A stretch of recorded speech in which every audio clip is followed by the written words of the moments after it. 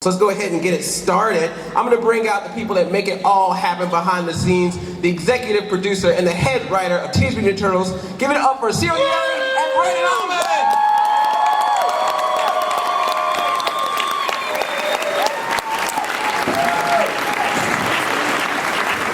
How you guys doing? Hello, San Diego. And I believe we have some voice actors here today. So starting off, you may have seen this guy in the show as a human, Starenko, but now you see him as a rhino, rock steady. Let's give a big round of applause for Fred Tatasciore!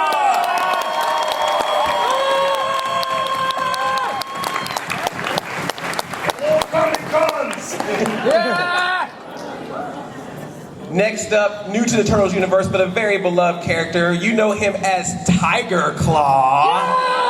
Give it up for Eric Bauza!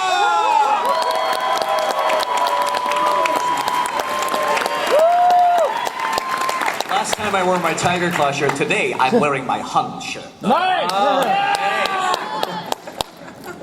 And of course, these guys work for the evil mastermind, the main villain behind this show, the Shredder himself, Kevin Michael Richardson!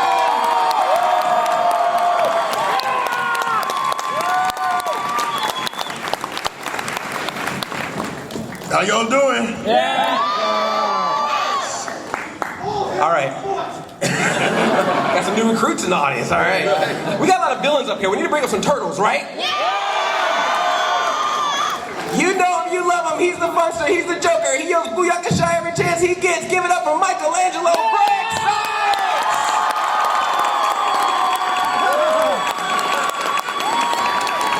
What up, Sam? How y'all doing? Booyakasha! That's what's up. Hot dog!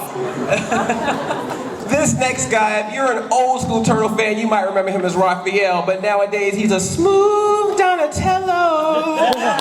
Rob Paulson!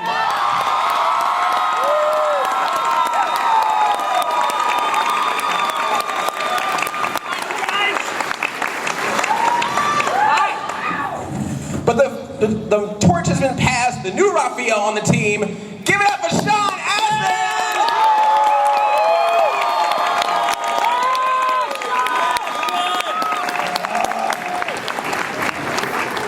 And finally, the leader in blue does everything it takes to get his ninjas through. Give it up for Leonardo!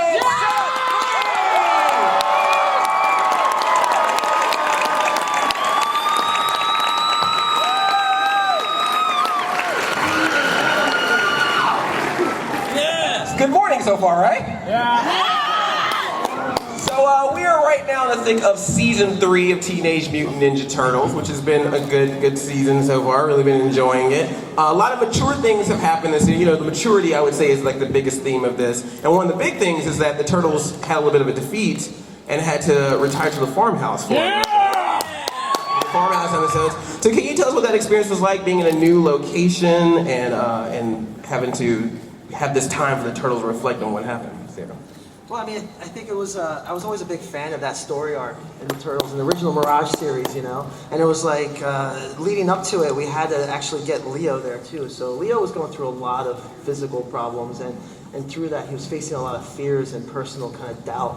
And that farmhouse and that kind of setting was kind of a good place for the Turtles to kind of lick their wounds and kind of, you know, get their mojo back. And it was also nice, I always wanted to see, since the beginning, I always wanted to see the Turtles in nature. You know, we forget that they don't really live, turtles don't naturally inhabit New York City. We're so used to that, you know. So it's like, man, what would it look like if the turtles were meditating on a rock in a stream? Kind of amazing. So, yeah, that was something I always wanted to do, and, you know, that's one of the reasons third season is kind of my favorite right now. Awesome. And while they were at the farmhouse, I noticed a lot of references, Brandon, to some horror elements. We had a little bit of Friday the 13th, a little Nightmare on Elm Street. You know. Was that a fun thing to get them in that location to play a little bit more of the horror elements of the show? Oh yeah, absolutely. Cyril and I are huge horror fans. I mean, we drop references to Nightmare on Elm Street, like you said, Evil Dead. The Thing, all of our favorite 80s horror movies. I mean, and you're going to see more horror references as we go, but, we grew up watching all these amazing horror films, so we wanted to incorporate as much as we could into season 3, and I know these guys are big horror fans as well, so, yeah. What'd you guys think of all the horror stuff? Were you into it? All right, yes. Excellent. Tell the Nickelodeon executives that. You love horror, and you want more. Yeah. And you also brought a new team to season 3 to help the Turtles out, the Mighty Mutanimals. Yeah! So what was it like, Zero, bringing that back, and will we ever see them again? The Mighty Mutanimals was, definitely coming back. There's definitely some lineup changes that we're going to be able to do along the way. Some characters that might join the Mighty Mutanimals could be Muckman in the future. I know Muckman's here in the audience, actually, Grant. Yeah! You guys want to bug him later for autographs. And also Robbie Rist, who plays Mondo. Yeah! It was the original Michelangelo in the 1990 movie. Nice. And that's something that's interesting about this show is you bring these classic characters back, but you do different versions of them. Is that a balance, particularly with the Turtle fan base, who can be very vocal sometimes? Is it an interesting mix of bringing back a classic character, but at the same time making it your own? Well, yeah, that's the goal. It's like we want to bring back these classic characters, from the comics, from the OG, 80s and 90s turtle cartoon. Like we just want to. I mean, we love these characters. We want to bring them back. We want to put our own spin on it. Like we don't want to just rehash it. We want to do something cool and different and unique and just have fun with it. I mean, we love these characters and we want to just bring them to life. Awesome. Well, they're doing a great job, right? You think they're doing a great job so far? So I definitely want to talk to these cast members a little bit about their experience on the show. It's been really good. First off, actually a couple of weeks ago, I actually got to see them do a voice recording session. And let me tell you, anybody that thinks voice acting is just like, oh, they just get them talking microphone. No, these guys work hard. They were doing multiple takes. They had to bring emotions to their lines. This is really hard work, and they're doing a really great job. We should give them thanks for that. Yeah. They're doing real good work. So one of the things, Seth, I was remember after that session, something you talked about that I thought was really interesting. Of course, they do all the dialogue, but all the grunts and fights and the noises that you hear, those aren't sound effects. That's you guys doing those. So what it's like bringing the emotion to just random noises like that? Well, I always assumed after recording, literally thousands of kind of things that they'd build a sound bank that was labeled specifically and could be drawn from, but we actually do new sounds every scene, every time. Seth insists on punching me in the stomach for them. Yeah, well, you got to get that realism, and the way that your lungs expel air, it's different when you're doing it yourself versus when you're hit, right? So, well, I mean, let's show them. You want to? Okay. Hold on. Right, good. Okay, ready? Wait, Andrea, call action. Action. That was great.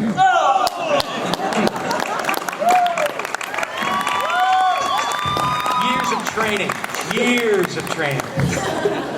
Beautiful. By the way, the person that yelled action right there is the wonderful Andrea Romano. Andrea Romano, stand up.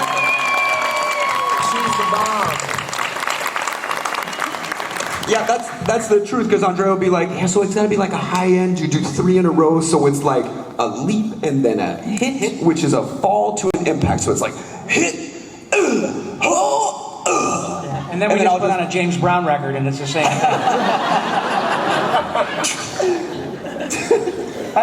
Looping is when they finished all the animation, but you're going back because your sounds didn't exactly match the ones that they did, so you've got to kind of, no, I think his mouth is going, I'm not quite sure.